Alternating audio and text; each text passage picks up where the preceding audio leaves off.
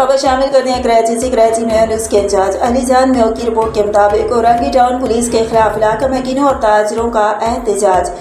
Orangi town की ताजर बिरादरी ने SHO औरंगी टाउन की पुलिस मोबाइल को कारोबार बंद कराने और दुकानदारों पर डंडों से तशद्दुद करने पर SHO औरंगी टाउन की मोबाइल के नीचे लेट कर एहतजाज शुरू कर दिया। आवाम दुकानदारों का SHO के खिलाफ नारेबाजी, सड़क ब्लॉक कर दी।